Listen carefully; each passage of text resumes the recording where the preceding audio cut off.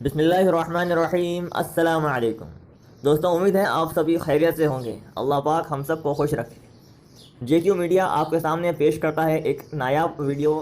آپ سب سے درخواست ہے کہ اس ویڈیو کو آخر تک سنیں، کمنٹ باکس میں ایک دعائیہ جملہ ضرور لکھ لیں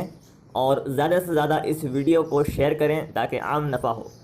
دوستوں، اس چینل کو سبسکرائب کرنا نہ بھولیں تاکہ اگلے تمام خیر کی باتیں آپ تک پہنچتی رہیں۔ جزاک اللہ۔ السلام علیکم ورحمۃ اللہ وبرکاتہ۔ نحمدہ ونصلی علی رسولہ الکریم، اما بعد۔ میرے محترم بزرگوں، دوستوں، بھائیوں، آپ سب کو عید کی خوشیاں مبارک ہو۔ ہمارے ہاں عید کی خوشی مغفرت کی خوشی ہے، اور اللہ تعالیٰ کے طرف سے جو بخشش ہے اس بخشش کی خوشی ہے۔ اللہ تعالیٰ کا شکر ہے، کرم ہے، احسان ہے کہ اللہ نے ان مشکلات میں بھی مسلمانوں کو رمضان المبارک کے روزے اور تراویح اور دعاؤں پر اور ذکر پر جمائے رکھا، اور اللہ ہی کے فضل سے اس لاک ڈاؤن کی سختی میں مسلمانوں نے رمضان المبارک کے ایام کو بہت اچھی طرح گزارا اور اللہ کو راضی کرنے کی جہاں تک بن پڑا کوشش کی، کیونکہ یہ جو بھی وبا ہے یہ اللہ تعالیٰ کی ناراضگی کی وجہ سے ہے، اور اللہ تعالیٰ کی ناراضگی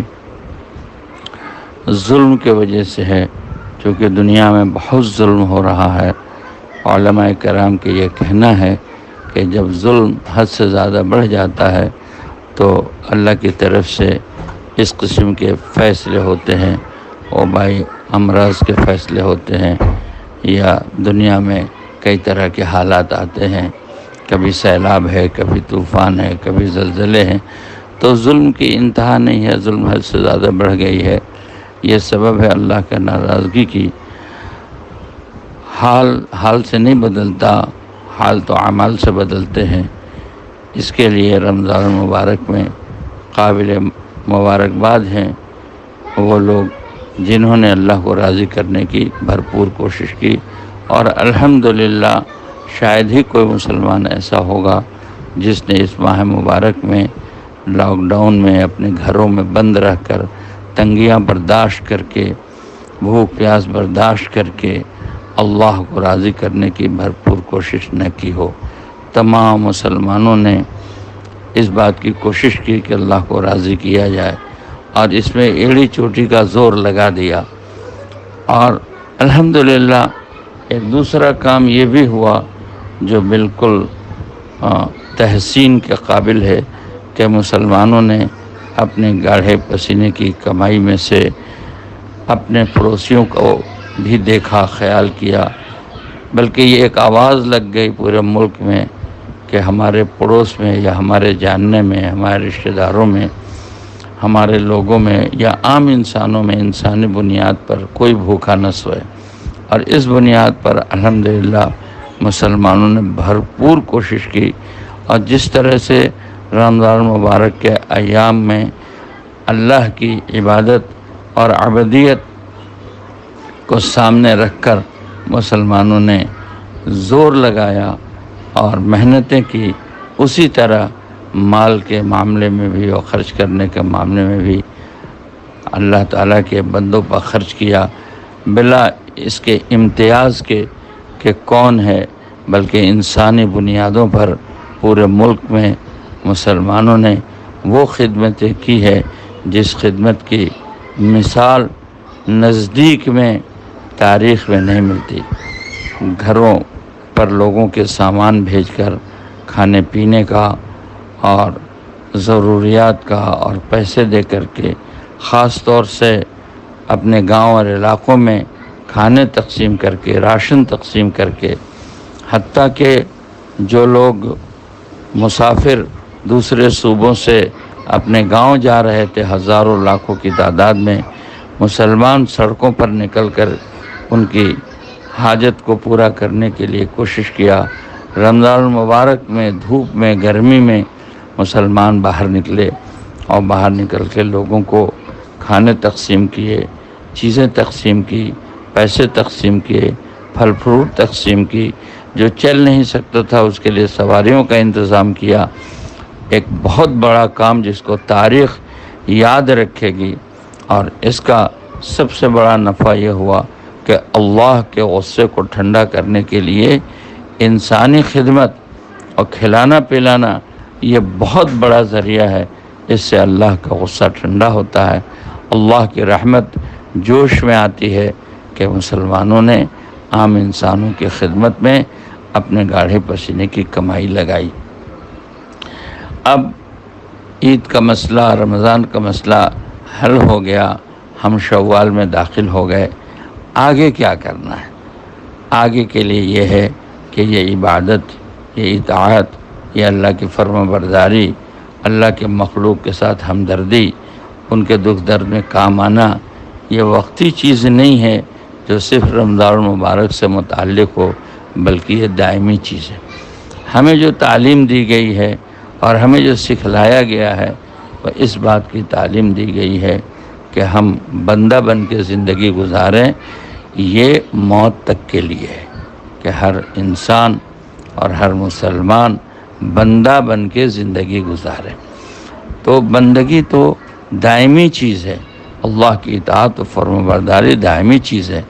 رمضان المبارک تو اس کے مشق کے لیے ہے۔ ایک مہینہ ہم نے اللہ کی اطاعت میں اور اللہ کی فرما برداری میں اور اللہ کی عبادت میں اور اللہ کی عبودیت میں ہم نے ایڑی چوٹی کا زور لگایا، یہ قابل مبارکباد بات ہے۔ لیکن یہ جو مشق ہم نے کیا ہے تقوی کی اور فرما برداری کی اور پرہیزگاری کی، اب اگلے رمضان تک 11 مہینہ اس مشق پر باقی رکھنا ہے۔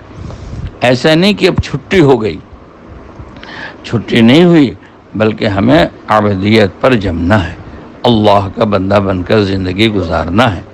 ہمارے لیے دنیا اور آخرت میں سرخروئی اللہ کے دین سے ہے اور اللہ کے دین کی محنت سے ہے۔ اللہ کے دین پر ہمیں جان اور مال لگانا ہے اور اللہ کے دین کی محنت پر بھی جان مال لگانا ہے۔ لاک ڈاؤن میں دھیرے دھیرے ڈھیل ہو رہی ہے۔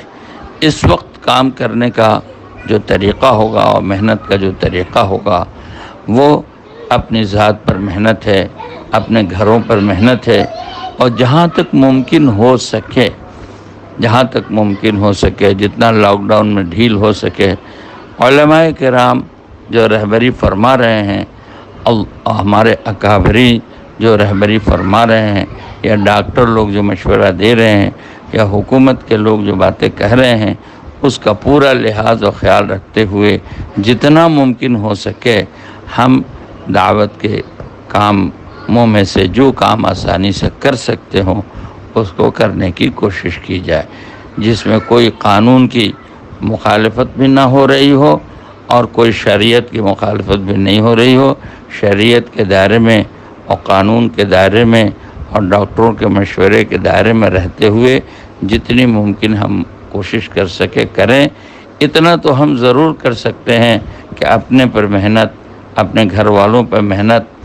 اور پاس پڑوس والوں سے یا اپنے ساتھیوں سے خیر خبر لینا، چاہے ٹیلی فون کے ذریعے سے ہی ہو،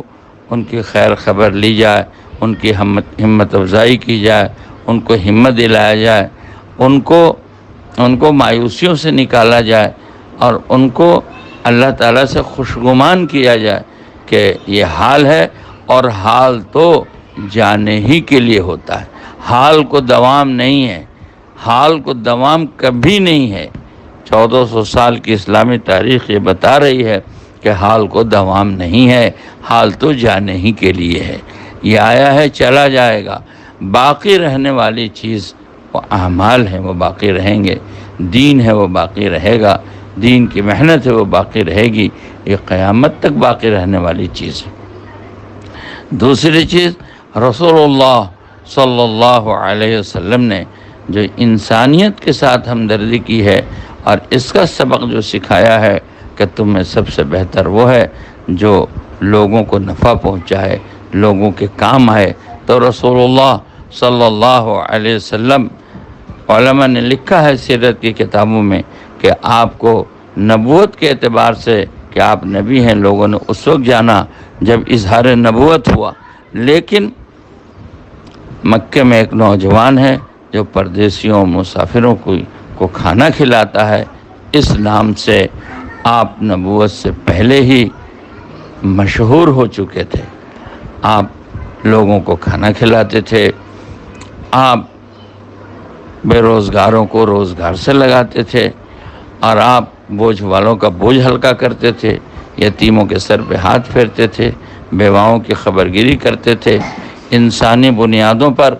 جو بھی تکلیف میں ہے اس کو راحت پہنچانے کی کوشش کرتے تھے۔ یہ کام بھی دائمی ہے، وقتی نہیں ہے کہ رمضان سے متعلق کام نہیں ہے، بلکہ مسلمانوں کے زندگی سے متعلق کام ہے۔ ہم اس کام کو بھی ساتھ ساتھ کرتے رہیں گے کہ ہمارے جانتے میں، ہمارے پڑوسیوں میں، عزیزوں میں، رشتہ داروں میں یا عام انسانوں میں بغیر تفریق اور امتیاز کے اگر کوئی بھوکا ہے، کوئی پریشان حال ہے تو اس کی مدد کرنا ہمارا فرض ہے۔ اس کا بہت مثبت اثر پورے ملک میں پڑا ہے، اور پورے ملک میں لوگ حیران اور ششدر ہیں کہ مسلمانوں نے کس طرح سے یہ کام کیا ہے۔ تو ہم اپنے ساتھیوں کی خیر خبر لیتے رہیں، ان کی ہمت افزائی کرتے رہیں، اور جہاں تک ممکن ہو سکے رائے ہے، مشورہ ہے، جوڑنا ملنا ہے، قانون کا پاس اور لحاظ رکھتے ہوئے جتنا ممکن کوشش ہو سکے ہم کریں۔ اور ایک اہم بات جو ہمارے بزرگوں کا، بڑوں کا کہنا ہے کہ اس وقت اللہ کو راضی کرنے کے لیے دعاؤں کا اہتمام بہت ضروری ہے۔ تمام ساتھیوں سے گزارش ہے کہ جتنا ہو سکے لمبی لمبی دعاؤں کا اہتمام کریں، دیر دیر تک دعائیں مانگنے کا اہتمام کریں کہ یہ وبا اور یہ حالات یہ دعا ہی سے جانے والی ہیں۔ اللہ کی رحمت دعا سے متوجہ ہوتی ہے، اور دعا لا يرد قضاء الا دعا، کہ قضاء و قدر کو دعا بدل دیتی ہے، دعا نظام عالم کو بدل دیتی ہے، دعا احوال عالم کو بدل دیتی ہے۔ سیرت میں واقعات، حیات الصحابہ میں واقعات موجود ہیں کہ کس طرح دعاؤں سے صحابہ نے اللہ سے اپنے مسائل کو حل کرایا۔ تو ہم دعاؤں کا اہتمام بھی کریں، اللہ تعالیٰ فضل فرماوے اور ہمارے ساتھیوں کی قربانیوں کو اللہ پاک قبول فرماوے۔ اپنے بس میں جتنا تھا اس سے زیادہ کرنے کی کوشش احباب نے کیا ہے، یہ قابل مبارکباد ہیں۔ اللہ قبول فرمائے، اور آئندہ کے لیے اللہ پاک ہمیں ہمت جرأت عطا فرمائے کہ ہم دعوت کے کام کو اپنا کام بنائیں، اللہ کی اطاعت و فرمانبرداری کو اپنے زندگی کا بہترین سرمایہ بنائیں، اور جتنا ہو سکے کرنے کی کوشش کریں۔ السلام علیکم ورحمۃ اللہ وبرکاتہ۔